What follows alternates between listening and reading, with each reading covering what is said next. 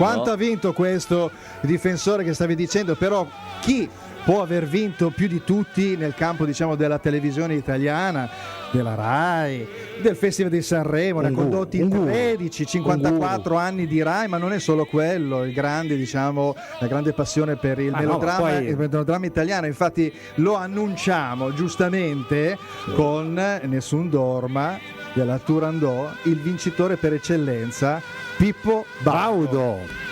Buongiorno, grazie mille. Allora, Guarda, è una roba. Tutte e due. Un attimo. Allora, intanto contestualizziamo la cosa. Noi siamo, abbassa un pelino, ecco, abbiamo Marco il regista. Allora, abbiamo il nostro piccolo parterre è composto da due conduttori di questa trasmissione, si chiama Che calcio che fa su Radio Milan Inter, che cerca di coniugare il calcio con anche altri aspetti. Poi abbiamo un tale scout e direttore sportivo dell'Udinese che è Riccardo Guffanti, che quindi parlerà stiamo parlando del mercato delle stelle, e abbiamo un uomo di cultura e in special modo di astrologia legata al calcio riguardo appunto chiaramente sempre questo settore, questo tema. Ci interrompiamo un attimo perché qualche giorno fa abbiamo letto che Pippo Baudo, il dottor Pippo Baudo, fantastica persona di sport e di tanto altro, ha una levata di scudi nel favore chiaramente di questo povero Catania, che quindi come tifoso si sente in qualche modo incastrato da questa polemica, eccetera eccetera. Ci può raccontare, ecco, dal suo punto di vista? Mi sento più che altro tradito da questa situazione che è veramente vergognosa.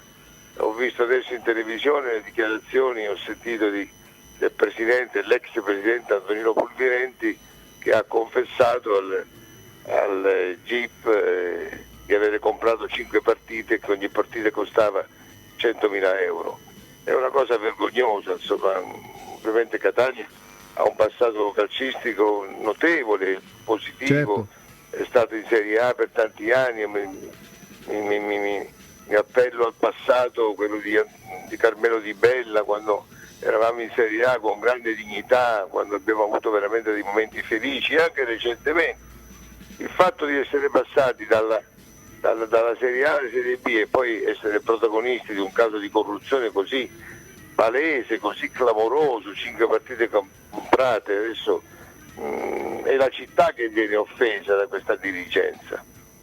Certo, quindi la sua difesa è ovviamente da parte della città, da parte, diciamo, della tifoseria. No, la mia non è una difesa, perché c'è è una logica. Perché bisogna accusare invece, perché non mi aspettavo mai, non mi sarei mai aspettato che un presidente di un club calcio come il Catanese, come dico di storia, si permettesse di comprare partite, ma poi con queste terminologie ferroviarie usate per individuare i giocatori che si corrompevano, insomma.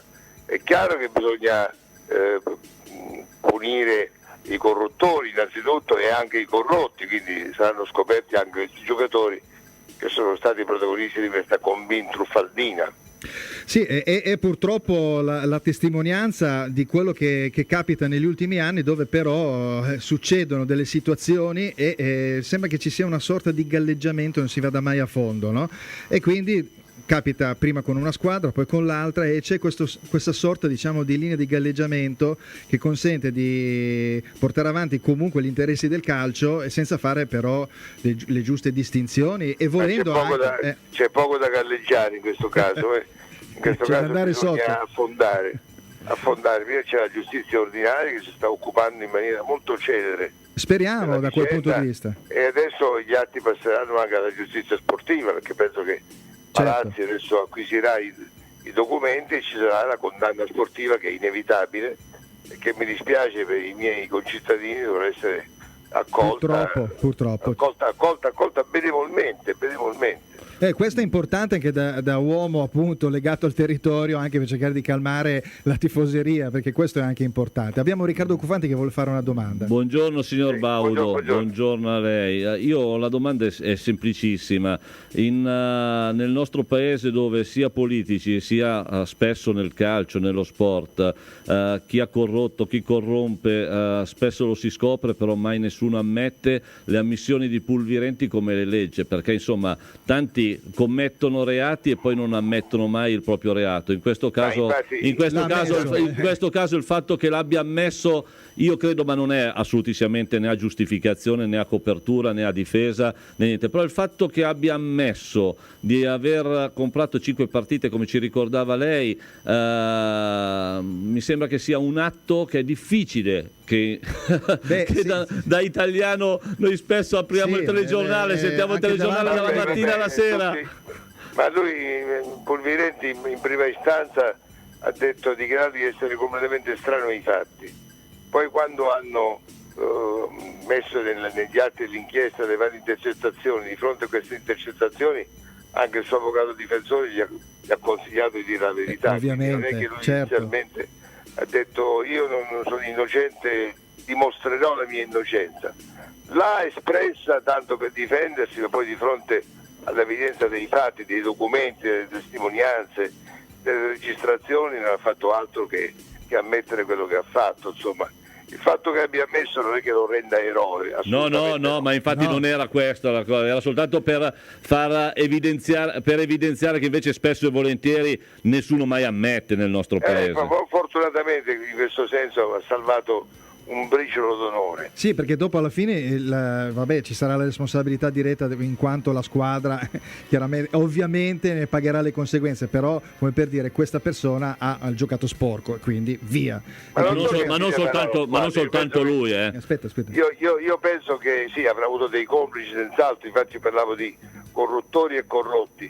Io penso che la giustizia sportiva potrà cancellare il Catania Calcio dalle competizioni nazionali, per cui nasce una nuova società che partirà ovviamente dalle serie inferiori. Certo. Non so quello che si può fare.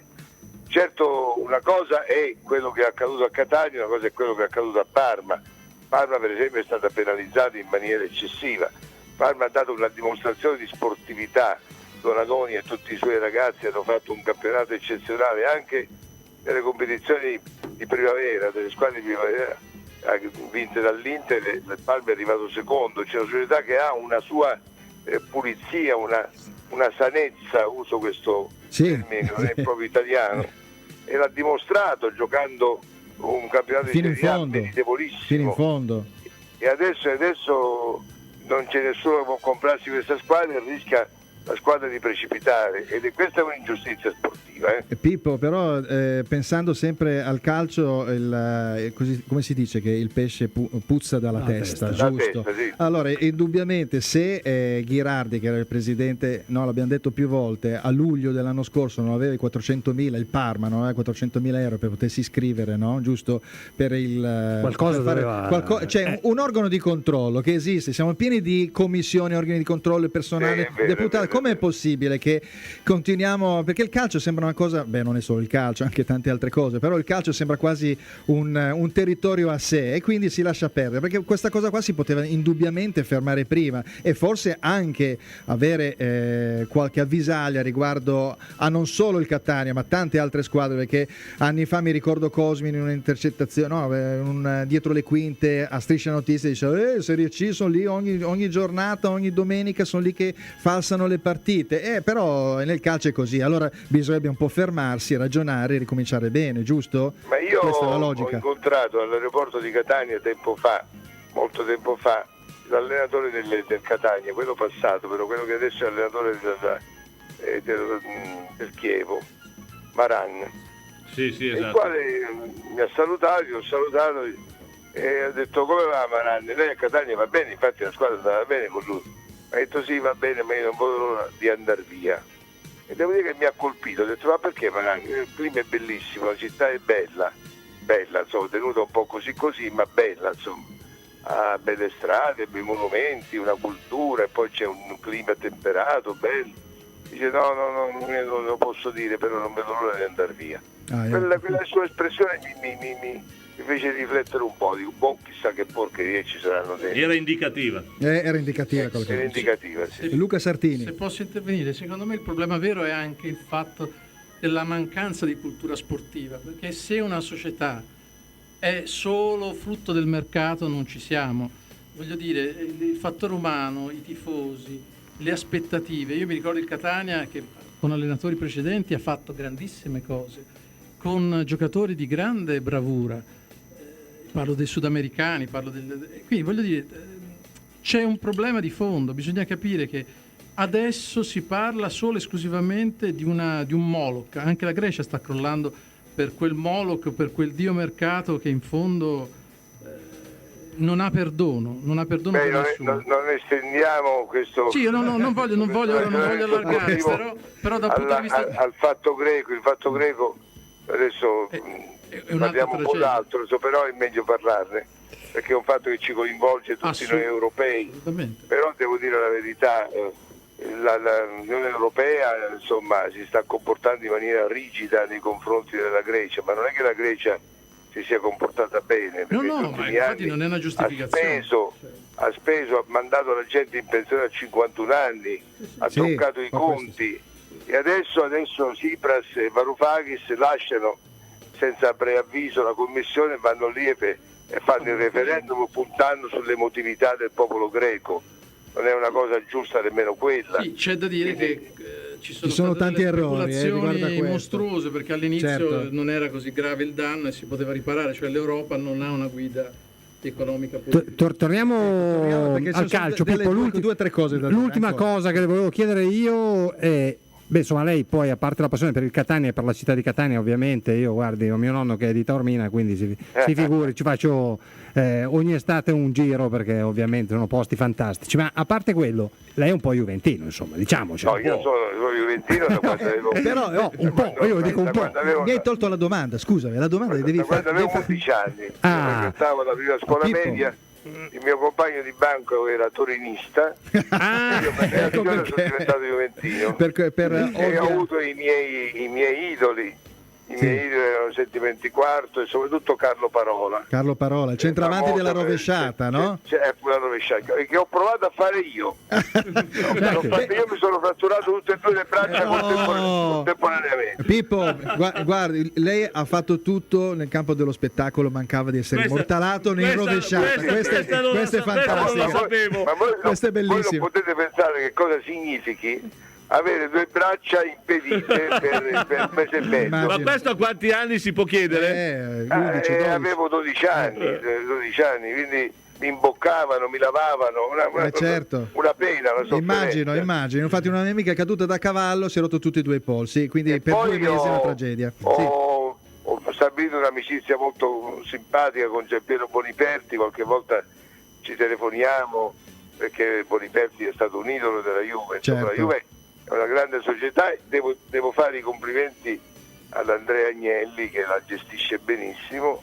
Quindi piace Agnelli. La fa bene, è una bella squadra, poi hanno trovato un ottimo allenatore, Massimiliano Allegri, è arrivato lì insomma come copertura, come sostituto del grande Conte, ma poi in effetti ha dimostrato di essere Pippo, bravo, bravissimo. Due cose, una è provocatoria, nel senso che 2 anni fa mi sembra ci fu quella famosa partita Catania-Juventus dove Pulvirenti disse questa è la morte del calcio. In quel momento lì lei si sentiva catanese o juventino? Combattutissimo. Ecco. Sono stato un po' neutrale, devo dire. E questo perché c'è una costante democristiana. Vigliaccamente neutrale. È grande. E poi l'altra cosa invece, adesso lasciando perdere il calcio, invece, visto che è grande uomo di spettacolo, di talenti, ci sono dei talenti italiani, perché parliamo di italianità, parliamo di Italia, perché questa è la cosa che mi sembra che ormai si stia un po' abbandonando. Quindi talenti, per esempio, una soubrette italiana, visto che ricadiamo sempre su quelle straniere, è un cantante, non so, un uomo di spettacolo. Sulla soubrette onestamente ho dei dubbi. Sì. Si grida spesso al miracolo, ma sono talenti veri, sono talenti in scadenza. Sono talenti che vengono lanciati, durano soltanto una stagione e mezza e poi si spengono. Ma perché non c'è una scuola da noi? Perché no, non è che esiste la scuola, il talento o ce l'hai? Io quando ho scoperto Lorella Cuccarini, era una ballerina di fila, l'ho scoperta in uno spettacolo pubblicitario di un gelato, l'ho vista lì che ballava in mezzo a queste ballerine, ho visto che aveva un sorriso e poi una struttura ossea, delle gambe alte, perché noi abbiamo avuto sempre subretti di gamba corta. È vero, poi c'era la Martinez anche, vero, Raffaella, Raffaella, tutta di gamba corta, diciamo, coscia monferrina, bella, sessualmente forte, però corta era. E questo è uno slancio di gamba che ricordava le grandi soubrette del nord, anche le Kessler, però con una sensualità maggiore. E Dorella è stato un fenomeno. Adesso onestamente una soubrette dello stesso valore, con la stessa capacità di essere ballerina, attrice e anche parlatrice, perché poi si è evoluta. La Serena Autieri forse, non la vedo. Non la vede, ma io questa cosa qua non riesco proprio a concepire, perché dopo abbiamo sempre la Belen Rodriguez di turno, sempre dei talenti che sono bravissimi, però forse lì è un discorso molto più allargato alla questione commerciale, quindi sembra quasi che noi non abbiamo, diciamo, no, personaggi di questo tipo. La Belen è una ragazza furba, è una ragazza intelligente, ha capito il debole italiano. Certo. E quella farfalla sulla coscia, facendo pensare che sotto non ci fosse la mutanda. L'avrebbe sponsorizzata al Festival di Sanremo? Una farfalla così? No, io avrei tolto la farfalla e messo la mutanda. Ecco, quindi, giusto, quindi nascondendo la cosa. Sì, no, perché certe cose... Ed è la prurigine che adesso si tende a mettere negli spettacoli, che non è una cosa educativa, insomma, è un po' banale tra l'altro. Sì, infatti, perché è più facile, perché si è abbassato il livello un po' culturale del paese, quindi è logico che vedendo quella cosa... La televisione in questo ha una grandissima responsabilità, perché la televisione proprio è un barometro culturale che porta indietro o avanti l'intero paese.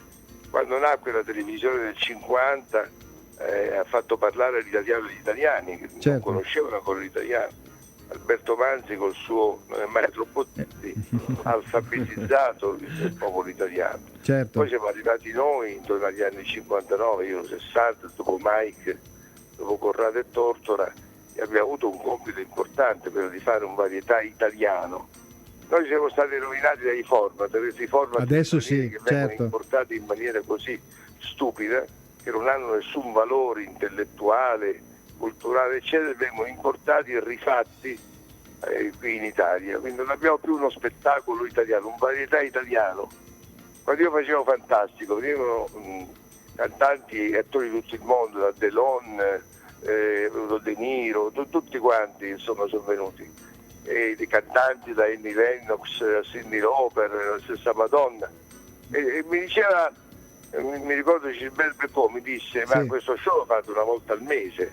Perché per l'importanza, caspita, e certo. Un'ora e 10, lo giravano in un mese, noi facevamo uno spettacolo di 3 ore invece in 4 giorni. E questo grazie alla capacità lavorativa. No, a parte il sottoscritto che si dedicava molto all'opera, però avevo una squadra di collaboratori, di tecnici, di costumisti, di coreografi, di registi che erano bravissimi. E quindi il nostro modello di varietà era portato ad esempio in tutte le televisioni straniere.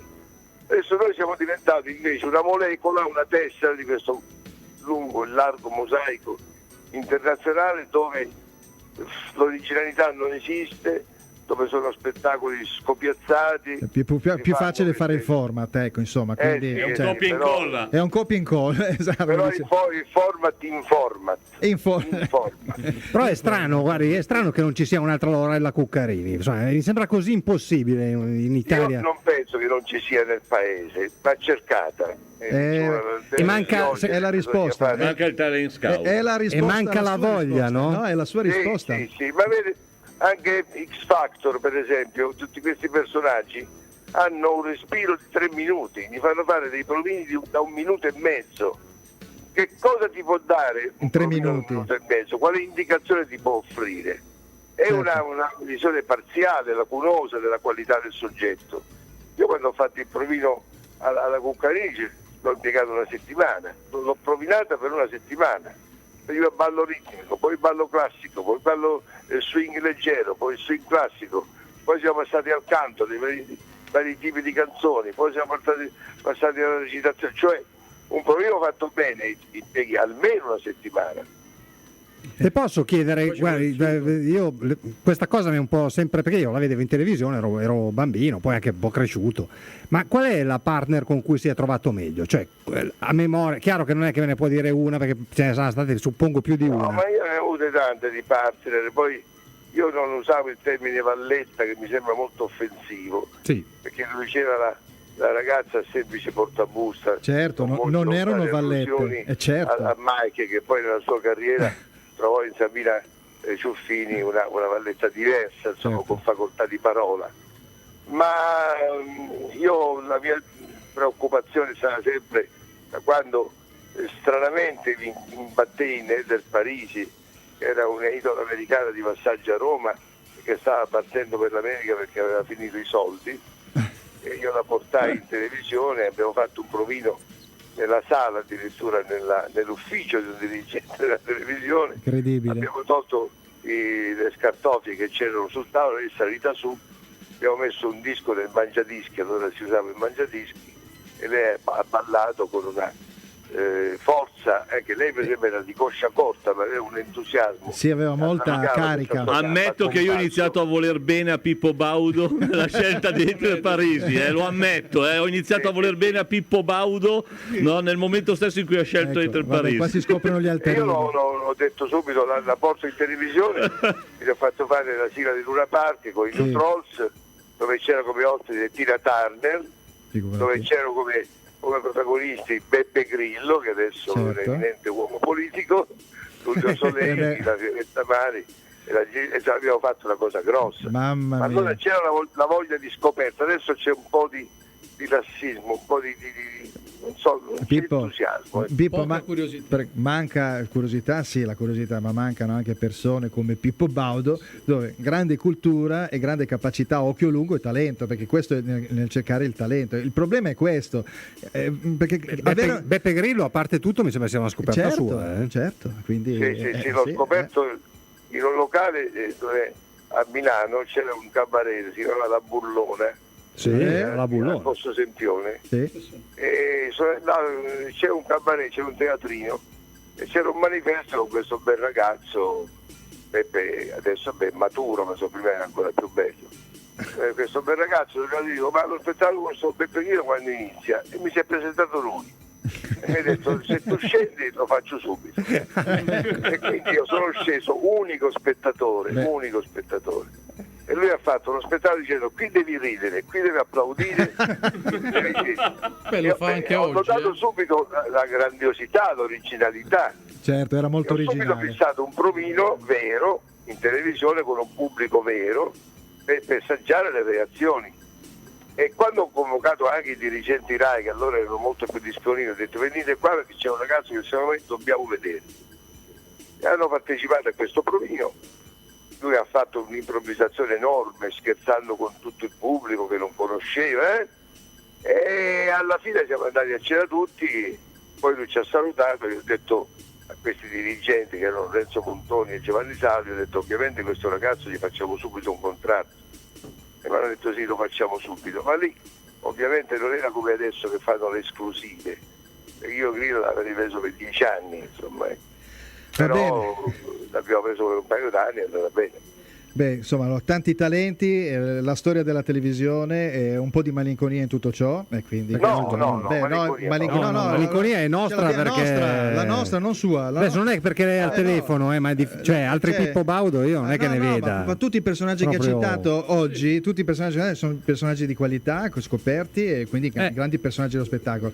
Pippo. Io l'altra sera ho partecipato a questa serata inaugurale alla casa di Alberto Sordi. La casa di Alberto Sordi è diventata casa museo, e Luca Verdone, fratello di Carlo Verdone, che è presidente della fondazione Alberto il Grande, abbiamo presentato il film Gli anni difficili. Io ho avuto un rapporto bellissimo con Alberto Sordi, l'ho frequentato per quasi 30 anni, veniva sempre agli spettacoli, era un ospite graditissimo, di grande efficacia, il grande Alberto.